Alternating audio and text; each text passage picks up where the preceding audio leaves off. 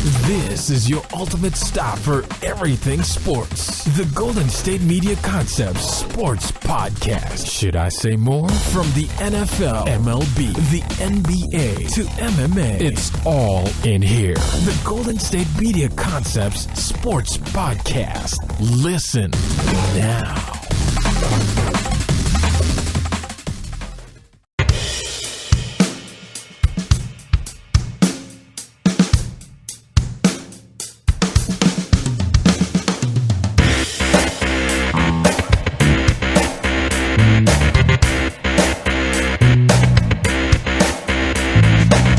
Thank you for listening to the Golden State Media Concepts Sports Podcast, where we discuss the news in the world of sports, all the top ones, all the interesting ones. My name is Ben. Hey, and I'm Anthony. Back here on a Wednesday, middle of the week. We got a lot of great storylines. We got some Tony Romo talk. Always good talking about Antonio Romo. Talking some baseball as well at the end of the show, but we're going to start with some football talk. Not involving Tony Romo. We'll get to that a little later. But some football talk. So April 27th is the start of the 2017 NFL Draft in Philadelphia. Definitely looking forward to that. The NFL is always, it's kind of like a year-round thing now. It seems like we're only a month away from everything. We have end of the season, then we have the combine, then we have free agency, then we have the draft, then we have OTAs and training camp and preseason. Before you know it, the season's already here. Right. So it's always going on. It's just literally like you're turning that wheel the whole entire time. The Cleveland Browns are, of course, on the clock and have been since Week 17, seeing as how they went 1-15 this year. Right. They have the number one pick. All sort of sources will entail that will be Myles Garrett. But according to some reports breaking last night from Adam Schefter of ESPN, that may or may not be the case. Schefter was sort of writing and talking about how he's talked to some NFL executives of teams within the top 10 that have a pick this upcoming April. And he said, don't be surprised if Garrett is not the number one pick, which is kind of surprising to me, seeing as how he's been there all sort of off-season long.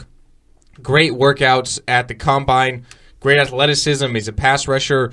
We've seen the effect of Von Miller in the past. This last season, Jadeveon Clowney kind of showed that he was worthy of the number one pick. Had a very good season without J.J. Watt there in Houston. But now it's like the Browns are almost tossing up the option of drafting not Mitch Trubisky, Anthony, but Mitchell Trubisky. Of course, he's going by Mitchell now. Right. I've always asked myself, if I draft Mitchell Trubisky, do I get the draft rights to Mitch Trubisky as well? Because, hey, seeing as how Mitch Trubisky was pretty good at North Carolina, I'm not sure how Mitchell Trubisky is going to be in the NFL, but names kind of matter with that. I don't know why I don't have as much confidence if his name's Mitchell. It's a really weird thing. Remember, the same thing happened with Marcel Darius of Alabama. It's like, his name's Marcel Darius. Marcel Darius. Draft day, my name is Darius. Right. It's like, wait, what? Where have you been the last, 3 years we've been calling your name? Yeah. But anyways, so now the Browns, according to some sources, are contemplating drafting Myles Garrett or Mitchell Trubisky, the quarterback from North Carolina. The Browns do, of course, have the number 12 pick, so you would say, hey, maybe they should just draft Trubisky there. Well, if they're contemplating drafting him number 1, that would entail that they do believe he's not going to be there at 12. So, interesting. Do you take what everyone says is the best player in the draft, or do you take the one position you almost need to have success with in order to win a championship? That's the question the Browns are sort of asking themselves right now. My favorite part of the draft is, so you have people like Mel Kiper, right? And they have their big board and everything else like that. They'll have their mock draft 1.0, 2.0, whatever by the time they get to draft. It's draft day, it's 27. Right. They do these things every single day. I don't get what would change one day from another, but hey, you got to have something to write about. So. And you see something with Mitchell Trubisky or Watson or any quarterback really for the past 10 years, right? They'll start off high in the draft. They'll be he's a mid to late first round pick, and then slowly it kind of goes higher and higher and higher. And now we're at the point, because it's not that far away, where they're basically saying he might go number 1 overall, which means they're probably going to go in the top 5, either him or Watson, or both. Maybe they do what they did last year with Carson Wentz and Jared Goff. That might be a situation where whether it's the Browns or not, some team's going to trade up to number 1 because they want a quarterback, because quarterbacks are basically your get out of jail free card for teams. They want them. They want to make sure they have something, and they'll trade anything for him in the hopes of getting him. Like, it wasn't even like there was that many teams last year that had high hopes for Jared Goff. It was just like, oh, he's a good quarterback. Okay, cool, we'll take him. And the Rams basically just like prayed that he was good, and maybe he still will be, but last year he wasn't. So I wouldn't be surprised if Trubisky was number one overall, even though Myles Garrett looks like the freak of freaks, kind of like in the same vein of like Jadeveon Clowney and how he looked coming out of college. So whether or not the Browns do it, like I'm pretty much going to guess that a quarterback goes, one of them, goes in the top 2 of the draft. It'll be interesting to watch, I'll say that. And I could think of like a million different storylines the Browns are seriously taking with this. Right. So number one, the option of taking Trubisky, why it would make sense. Obviously, you need a quarterback. Last year, they had a chance at a guy named Carson Wentz. They traded that pick away to Philly, and you saw how that worked out. Looks like he's going to be a pretty decent quarterback. Sure. So it's like, hey, we made that mistake last year. Let's not make it again this year. Right. That could be an option. Number two, the Browns have acquired literally a zillion picks in these next upcoming drafts. Could they be maybe talking about taking Trubisky to try and say, oh, crap, like, they might take our guy, which we did not think the whole time through. Because look at the draft order. You have the Niners at 2. They brought in Brian Hoyer and Matt Barkley. But, I mean, those guys aren't going to be there 2 or 3 years down the road. Sure. The Bears just brought in Mike Glennon. I don't think they're looking quarterback with the number 3 pick. Jacksonville still have... I'm losing his name right Bortles. now. Blake Bortles, yes. Right. But, I mean, I'm not really high on him. I don't think many people are. Tennessee have Mariota. They're not going anywhere unless they trade that pick at 5. The Jets did bring in Josh McCown, but they definitely need a quarterback. The Chargers could be looking towards the future. You have the Bills, who have Tyrod Taylor for a couple of years. The Saints could be looking towards the future. Arizona at 13 as well. So Trubisky's going to go in the top 10 somewhere. I would say number 6 to the Jets if he's there. Right. They could be saying to themselves, oh, wow, like our guy could be gone. Like maybe we need to trade up to acquire him. Maybe we try and maybe get that number 1 pick and then Cleveland's thinking, hey, picks. That's what they're in love with right now. So they could have that option as well. Or number 1, or I guess number 3, they could just not be really sold on Myles Garrett. I mean, a lot of people have been questioning him, sort of his work rate, had a great production, but like half of his sacks were against 5 teams that were like basically cupcake schools. Right. So it's like you're doing it against the nobodies of the world. What are you doing against the big elite SEC offensive lines of the world? Really not much. So people could be questioning that as well. So I think there's a lot of scenarios that are sort of going through their head, and I'm not sure exactly which one it is because the Browns are as unpredictable as anybody, and it's always seems to be for the wrong reasons because they continually screw everything up. So we'll see what happens. But for me, I still think it's going to be Garrett. I don't think they're going to pass on the chance to get a pass rusher. Pass rushers have such an effect in the NFL this season. It's the guaranteed. Obviously, there's still potential to bust, but it's the guaranteed option there. With Trubisky, I feel like he's kind of like the best of the rest because this is a terrible draft class for quarterbacks. Right. And he's kind of just the top of the order there. I mean, before the end of the season, did anybody even know who Mitchell Trubisky was, or even Mitch Trubisky for that matter? Right. No one really knew who that was. This is not a very deep quarterback draft class. You look next year, you're looking at Sam Darnold, who people are comparing to Andrew Luck, of all people. I mean, that sounds pretty good.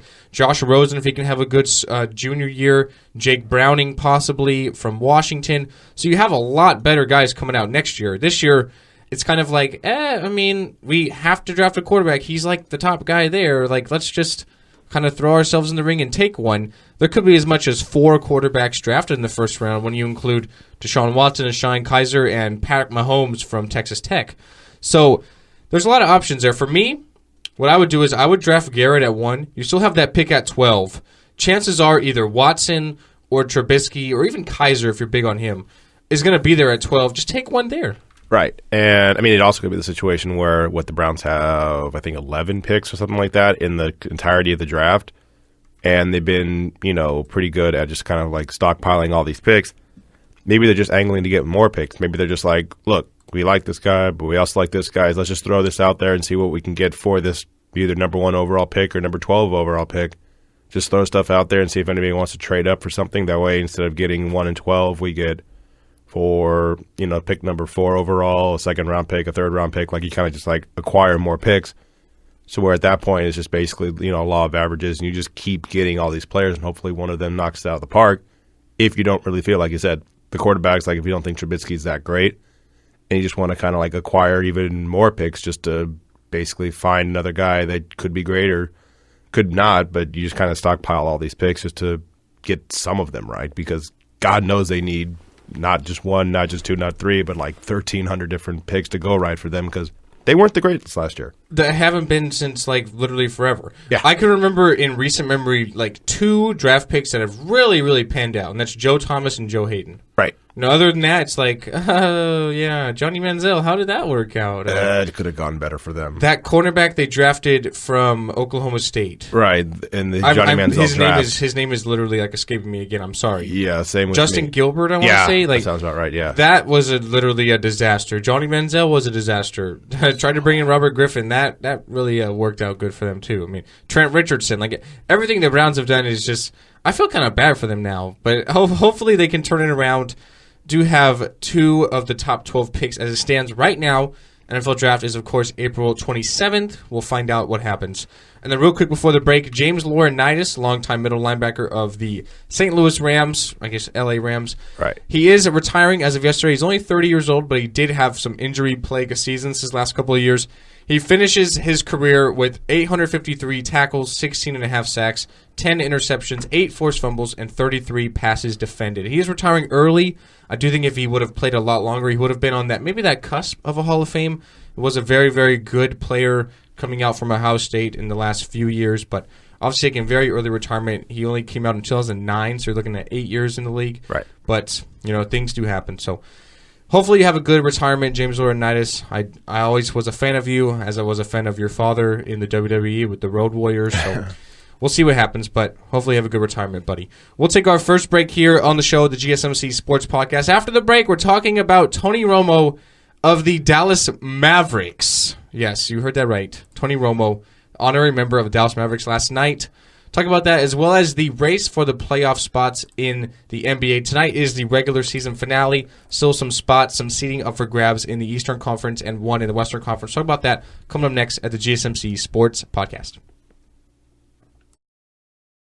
Tired of searching the vast jungle of podcasts? Now listen close and hear this out.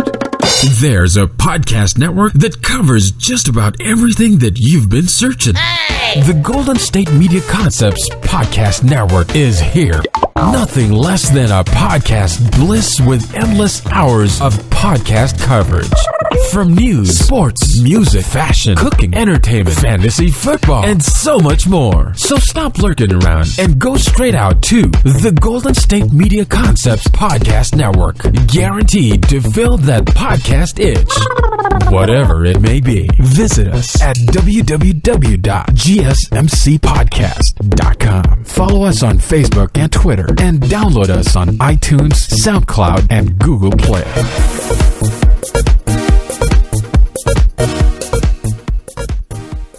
Starting at guard for the Dallas Mavericks from Eastern Illinois, number 9, Tony Romo. I like it. That literally happened last night. I like it. He got mentioned as an honorary 6th starter. Right. Of course, the Mavericks did sign him for the day. Basically, it was our season finale at home, and everything Tony Romo's done for Dallas. You get the whole spiel. He was there with the Cowboys forever, right. etc. Yeah. Let's get into the details, okay? So Tony Romo played basketball in high school, and Mark Cuban actually approached Adam Silver. Yes. About actually playing him. Adam Silver was like, yeah, let's not do that. Like, don't do it. That's my favorite. They're like, okay, we won't do it. We'll just kind of have him go through layup lines and shoot-arounds and get mentioned. And I'll let you go ahead first, because I think this is... It's a nice gesture, right? Good for Romo, good for the city. He did a lot for them. Right. But this is the silliest thing. And I'll get into some of the specifics why I think it's a bad thing, but I'll just let you go first, because you seem to love it for some reason. Well, look, here's the thing. Like, I understand the sideshow aspect of it. I get that you can't have pro teams looking like a minor league organization, because that is kind of what, like, minor league teams do.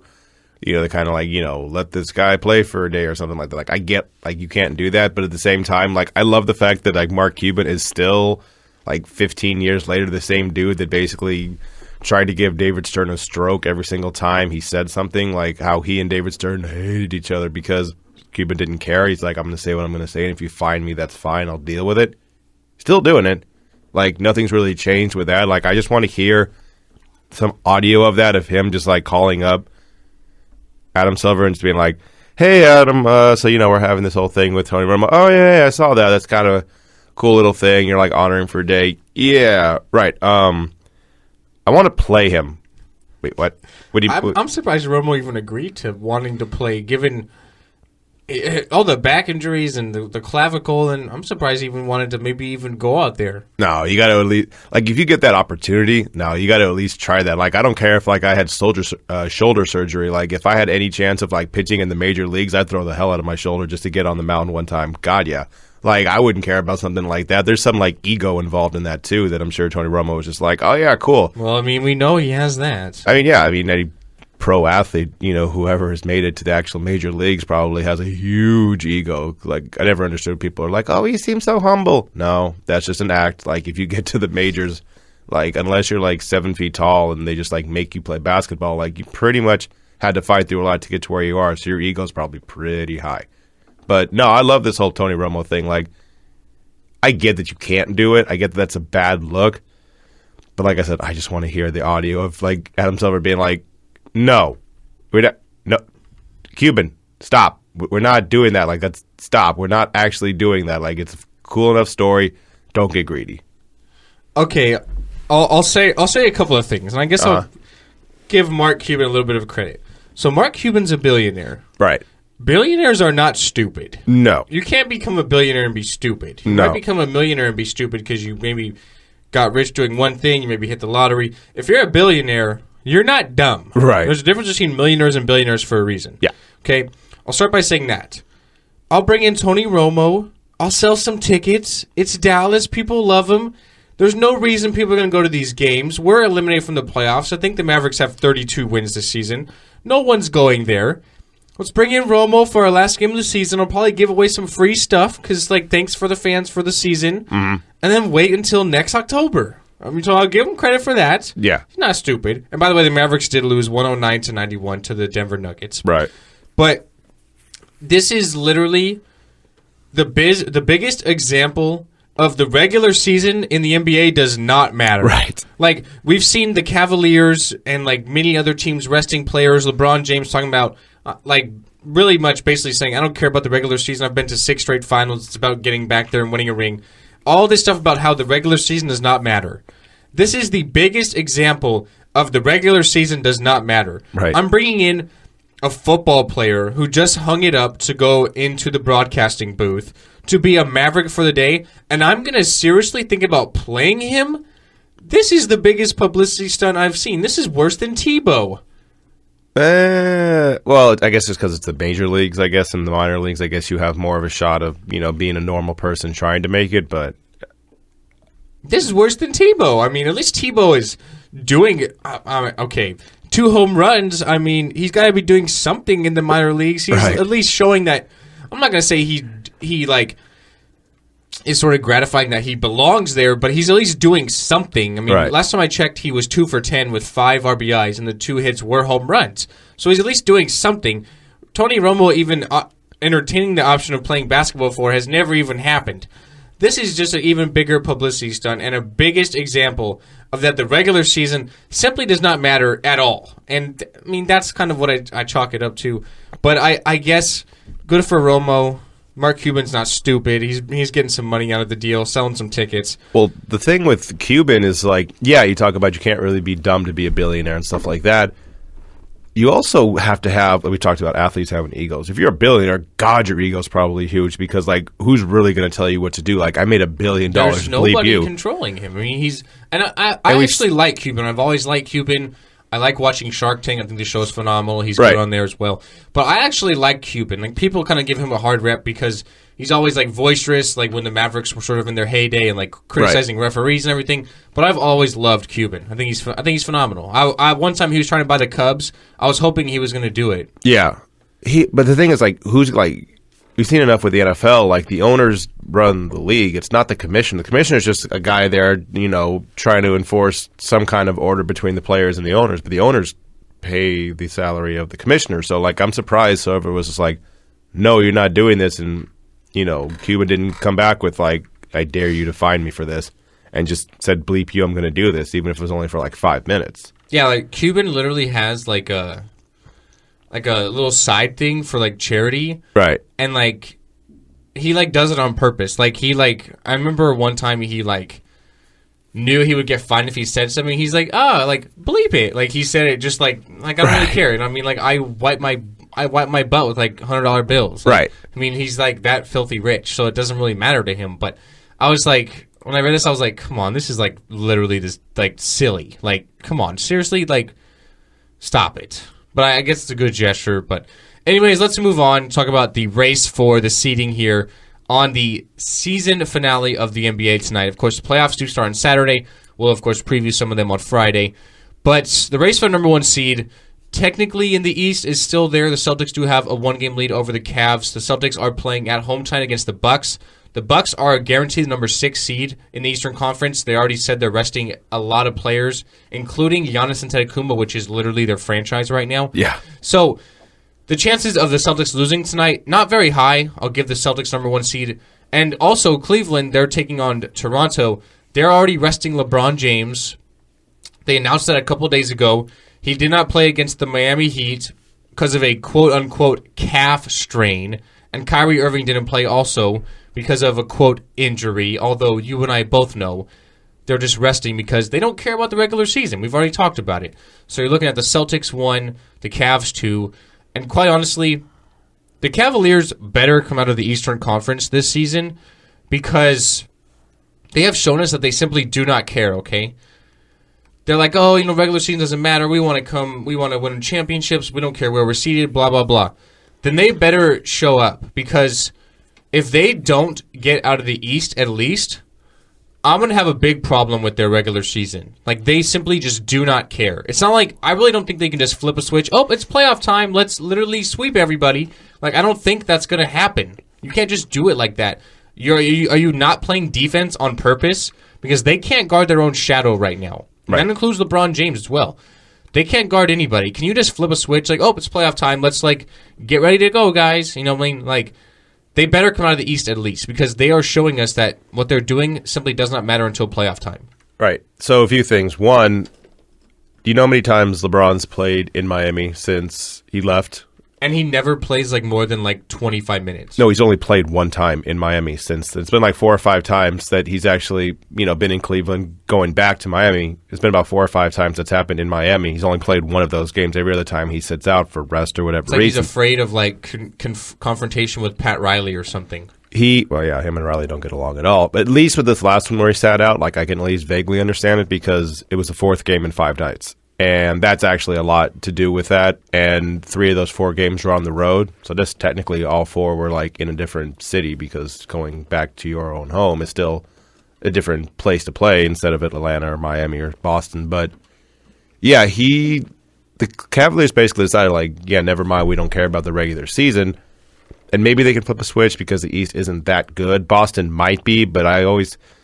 I see Boston as that Chicago Bulls team with Derrick Rose where they're so good in the regular season, but there's not extra gear because Isaiah Thomas is doing everything he can and Derrick Rose is doing everything he could. So once you get to the playoffs, I got to assume that Cleveland has some other gear. Maybe they're not, they can kick it in or not, but they've also played with each other for 3 straight years all the time, being rock stars. They could only be in the spotlight so long before anybody on the team, not even Kyrie or Kevin Love, even people like Tristan Thompson or J.R. Smith or something like that, they got to eventually just be look, man, I'm tired of playing all these games with all this spotlight, everything else like that.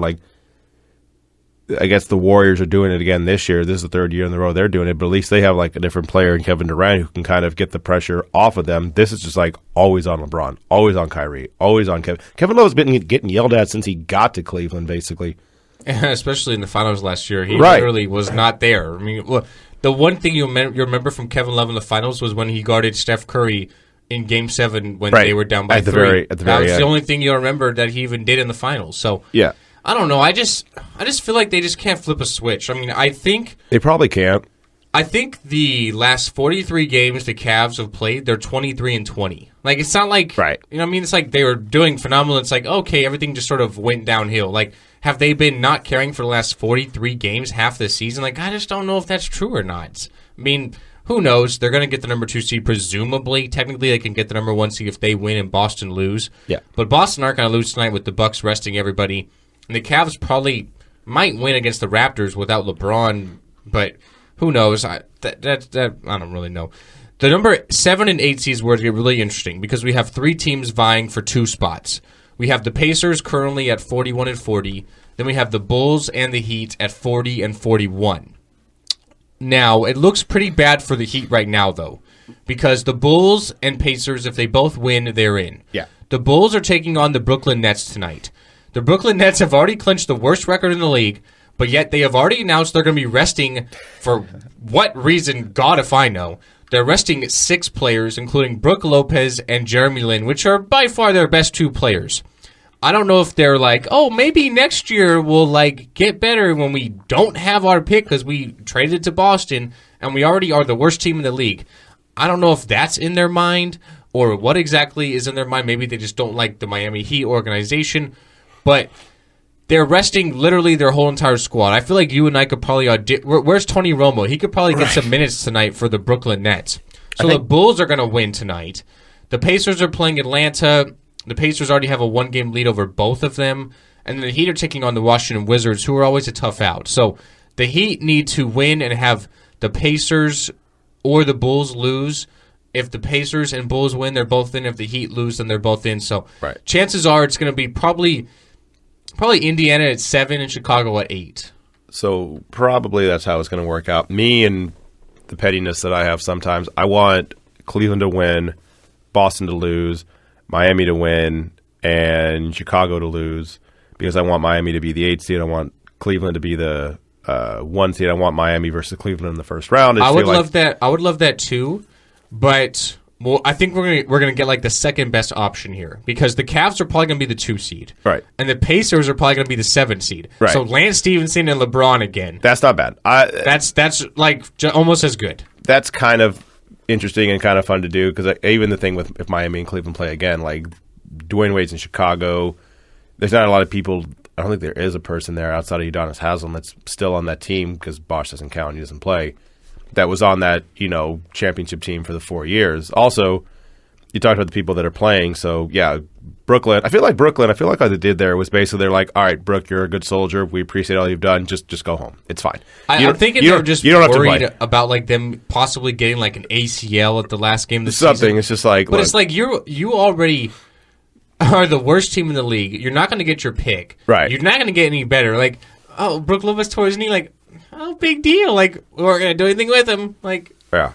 And I mean, I guess you'd have to like pay him to sort of sit on the bench, which is what you don't want to do. But they also have the Heat are going to play the Wizards, and I don't think John Wall or Bradley Beal play because why? They're locked the 3 seed. They're locked into the 4 seed, and I think so is Atlanta. I think whether or not Atlanta's 5. Atlanta's 5, no matter what. So like hypothetically, you could say that all these teams, the only teams that really have anything to play for, even Oklahoma City, who I thought had the cyborg Russell Westbrook, rested him last night. He rested last night. They played the T-Wolves. Yeah, and like literally the only teams that have anything to play for is, like you said, Boston, Cleveland, Miami, Indiana, Chicago. Everything else is pretty much set. I think maybe L.A. Clippers and the Utah Jazz have some sort of thing where they can maybe get the 5th or 4th seed, but everything else is pretty much set. So whoever plays tonight is just going to be those 8th, 9th guys that get starting minutes like the way that, Popovich kind of does it with the Spurs, where all of a sudden this guy you've never heard of before gets like 25 points, and you're like, I've never known this guy existed, and I have 2K, like, I don't know who this guy is. Right, like that literally happened last night. So the Lakers took on the Pelicans. Lakers actually won 108-96. Right. And Meta World Peace he had 18 points. Like, the Lakers are bad at this, man. Like they're trying to tank, but they're doing so poor of a job. Right now, they have in a row. They have the 3rd worst record in the league. Yes. If they get in the top 3, they keep their pick, or else they lose it to Philly. So literally, if one team out of the top 3 jumps ahead of the Lakers, they're screwed. Please be Philly. Philly gets a 3 seed and the 4 seed because then Lakers would have the 4 seed. So they'd be screwed if one team jumps ahead. The Lakers have failed miserably at this whole tanking idea. But as you mentioned, the other team in LA and the Jazz, they're going to match up in the first round regardless. Right. It's just a matter of who's going to have home court. Right. They're both 50 and 31. And the Jazz tonight are taking on the Spurs at home, and then the Clippers are taking on the Kings at home. So looks like the Clippers have if they have the tiebreaker as well. So if they simply win, they have the 4 seed. They should be able to beat the Kings. No issues whatsoever about that. Kings did win last night over the Phoenix Suns without Devin Booker, I might add. Idiots. But they keep winning. They're bad at it too. I mean, the Suns are worse though. Like, they rested Devin Booker, who is their one player on the team. Like, I mean, the Kings, they won by 25, and, like, Ty Lawson had a triple-double, but it's like they couldn't really do anything. It's like, I don't know if you're like a South Park fan. I'm a huge South Park fan. There's an episode that's like the kids are playing baseball, and they're trying to lose on purpose, but the other team is trying to lose on purpose just as much. Yes. So it's like, who's better at losing? Like, that's the NBA tanking situation right now. It's like the Lakers are trying to do everything they can, but the other teams are just simply doing better at it right now. So, I mean, who knows? The Clippers should get the number 4 seed. They need to win over the Kings, or if the Jazz even lose. So they're playing the Spurs tonight, although I'm sure the Spurs will rest a lot of players as well. Everybody. They have the number 2 seed locked up. So we'll see. I would imagine both teams would win, and then the Clippers would have a tiebreaker over Utah and host them in the first round as opposed to going to Salt Lake for the majority of the first round. Anyways, we'll take our last break on the show. Again, the playoffs start on Saturday. We'll preview some of these matchups on Friday. After the break, we're going to talk a little baseball. Yoenis Cespedes went yard 3 times last night, and it was only the 5th inning when he hit his 3rd home run. They had 7 home runs in total. The Mets put on a power supply against the Phillies last night. And Shohei Otani, you might not know who that is.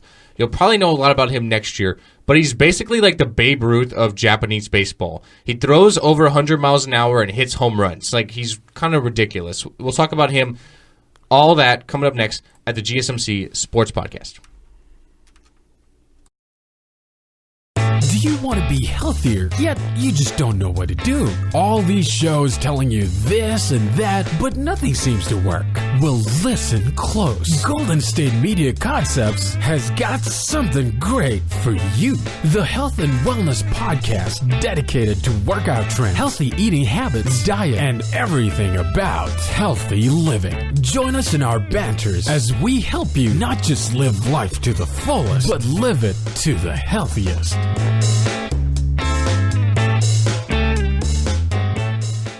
The New York Mets beat the Philadelphia Phillies yesterday 14-4. Matt Harvey did get the win, although he did have to leave with a hamstring injury. He did say after the game it sort of tightened up. He should be okay for his next start, which is obviously good because Harvey, we know how good he can be, but the injury issues are definitely there the last few years. Right. He went 5 2/3, gave up 5 hits, 2 runs, 6 strikeouts, had a pretty good start. So hopefully he can stay healthy. Hopefully he's not too injured. But the big story here is we're talking about the Mets hitting from last night. They hit 7 home runs, including 3 from Yoenis Cespedes. The left fielder went 4 for 6, including 3 home runs and 5 RBIs. He had 3 home runs, and it was the 5th inning. Cespedes last night had 6 at-bats. He didn't swing and miss once. The dude was literally locked in. The team had 20 hits.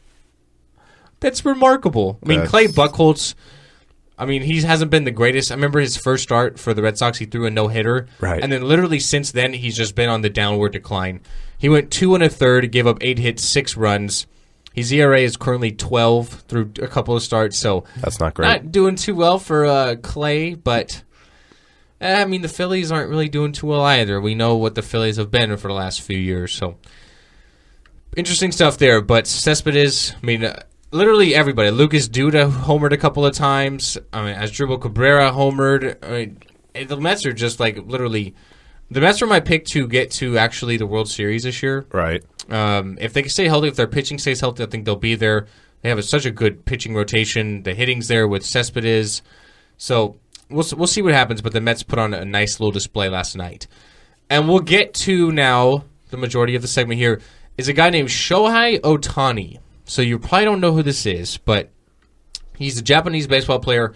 He plays in the Japanese league I love some of the names of the Japanese league team names.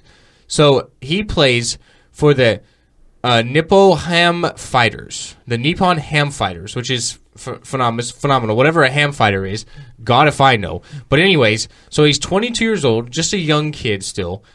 But he's kind of like the Babe Ruth of the Japanese league because not only does he throw the ball, but he can hit too. And I'm not talking about like Bumgarner hits where he hits like 200 and like gets a few home runs a year. Right.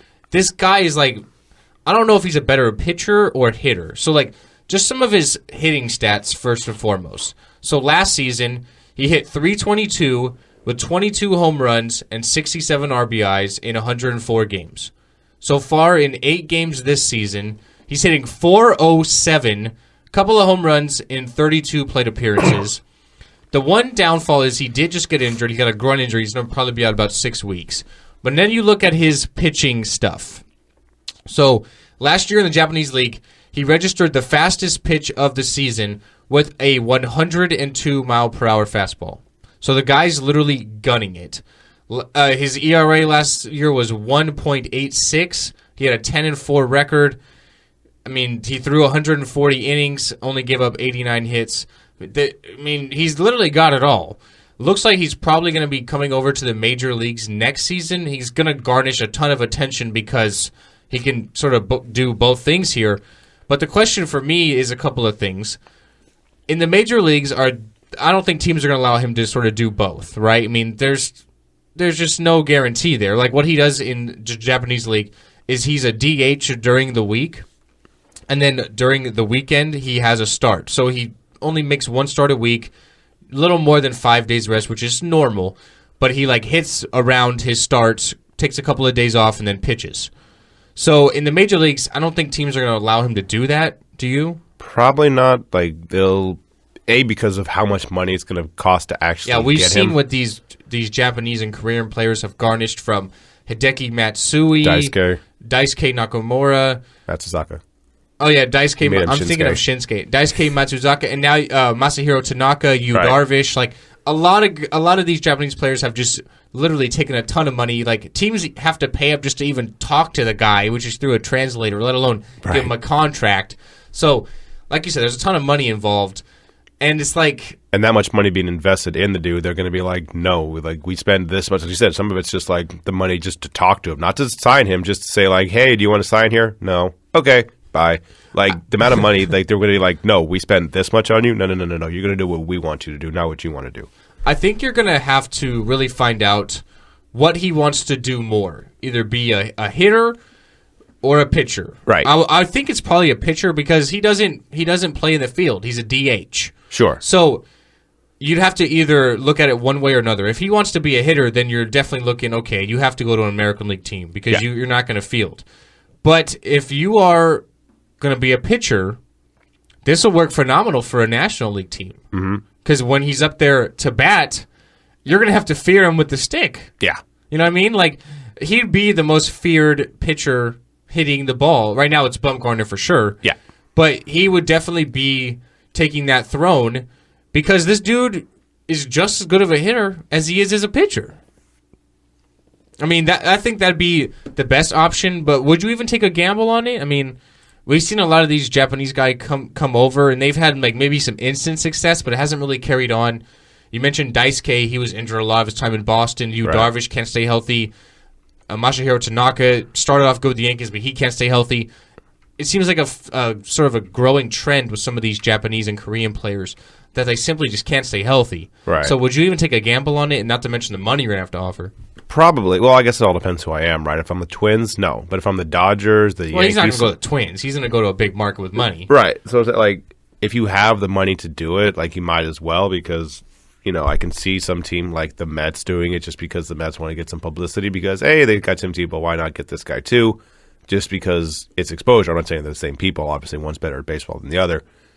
But I can see a team basically saying, like, hey, let's get him just for no other reason than to say, like, hey, like, you know, watch this guy on YouTube. Like, watch how good he is. Now he's going to pitch for us.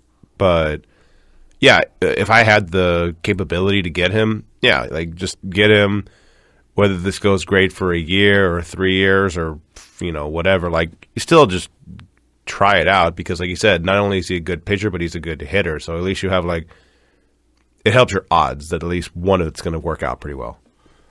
I would take a risk. I mean, these teams are definitely not afraid to use money. The teams that have it, of course. The Dodgers have been kind of the most open to signing everybody the last few years. And you talked about the people like, Matsuzaka and Tanaka and stuff like that for pitchers. But as far as hitters go, Matsui, Suzuki, people like that, they've actually done pretty well once they get there. The hitters are well. The pitchers maybe throw their arms out. But at least if you're a hitter, that's actually gone pretty well. It's very true. I mean, you could even maybe put him in the bullpen, possibly, like have him be a hitter, and then he throws at 102, so he's got the velocity. He could be maybe a closer, possibly. Right, exactly. I don't know if he starts for his team in Japan, but you could even maybe move him to the bullpen. But you say he starts once a week. You can work around that. Yeah, you say he starts once a week. So, I mean, even something like that, like maybe the team he goes to decides to basically make him the sixth starter and just basically say, like, okay, cool, you're going to pitch once a week. And, maybe you get some spot starts to be DH, depending on if he's American League or not. You get some, spots here to either, pinch hit or be a DH on certain days. Maybe they just decide to go that route. Right. I mean, he's got the strikeout numbers over his 4 seasons he's pitched. He's got a strikeout per 9 of 10.3, and his last couple have been 11 and 11.2. Right. So he's definitely got the strikeout numbers, and I'm sure if he only pitches 1 inning, those strikeouts per 9 is going to really skyrocket because you're seeing guys like Aroldis Chapman up in like the 20s because he strikes out at least 2 guys for his 3 outs every time. Right. So it'll be interesting to look at. I mean, it's definitely really exciting. We don't really see this anymore. I mean, it's like, okay, from literally growing up in Little League, it's like you're either a pitcher now or you're a hitter now. It's like, what are you good at? You're gonna do this now. You don't see the Madison Bumgarners, the Jake Arrietas of the world that can hit the way they can and pitch the way they can anymore. So it'll be interesting to see. He's going to obviously come over next season, it looks like, by somebody. He's got a groin injury right now, so he's out 6 weeks. Of course, that's not going to scare anybody away. Injuries happen. But like I said, another growing thing with the Japanese and Korean pitchers seem to get injured quite often. Right. He's already injured now, so he's only 22 years old. So we'll see what happens. But anyways, guys, that's going to conclude the show for today. Of course, thank you for listening here at the Golden State Media Concepts Sports Podcast. My name is Ben. And I'm Anthony. We will be taking a 24-hour break. Be back in the studio tomorrow. Have a good one, and we'll see you next time.